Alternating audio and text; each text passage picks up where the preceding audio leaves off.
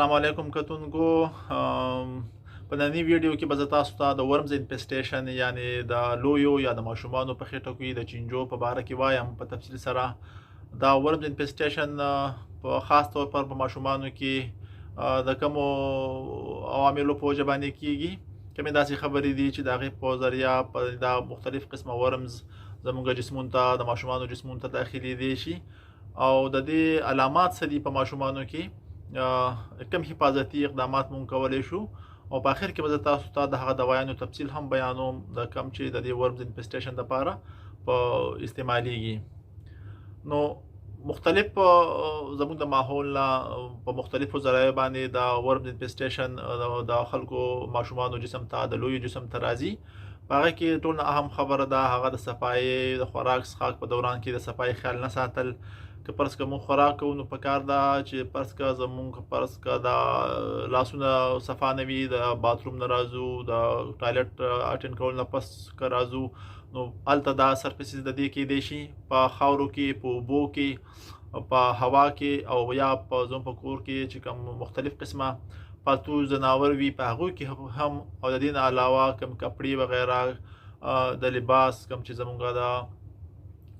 خوراک د مختلف قسمه خوراک پس کوم کو پرل فروټس بغیر د انځلو استعمالو نو په هغې باندې د دې ورمز د دې د انډو د دې د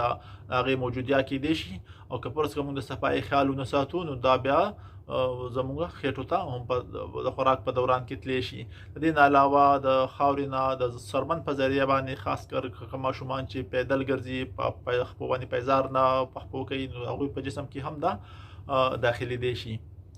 نو حفاظتي اقداماتو کې خو مختلف خبره دا ده چې که فرض کوم د صفایي خیال وساتو دا به زمونږ بیا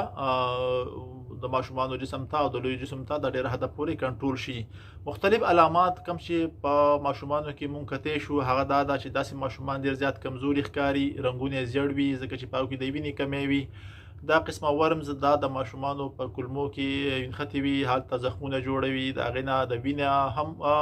کمیږي او د ماشوم ته د خوراک نه هغه مکمل طاقت هم نه میلاویږي.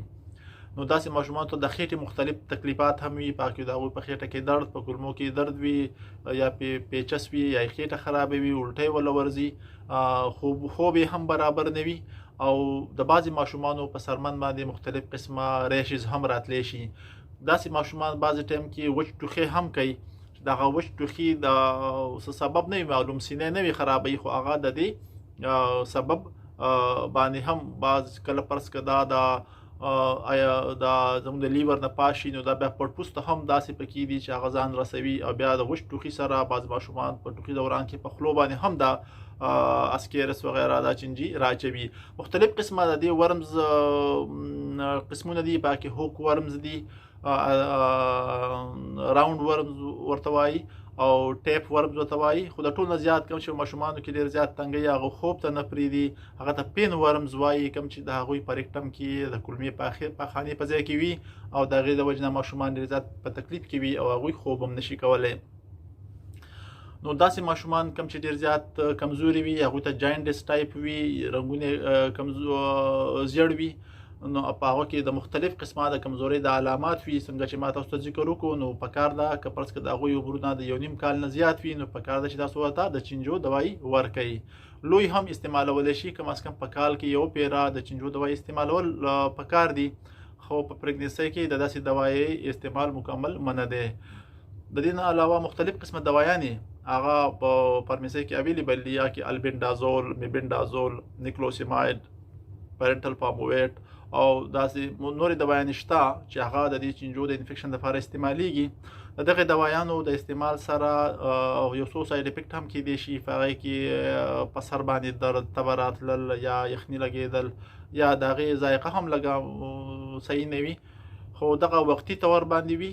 او بیا د څه وخت پس بیا دغه ساید افیکټ ختم شي. نو د دې نه علاوه حفاظتي اقداماتو کې موږ له مختلفو خبرو ته توجه پکار ده.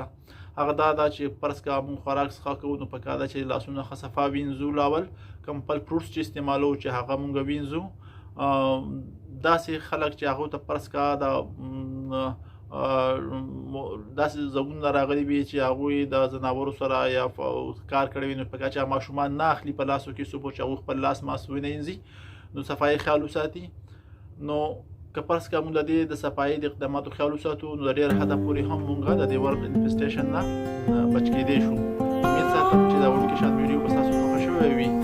انشاءالله بیا به د یو نوي ټاپک سره په بل ویډیو کې ستاسو په خدمت کې حاضرېږم. هغه وخت مو پورې مو پر الله سپارم.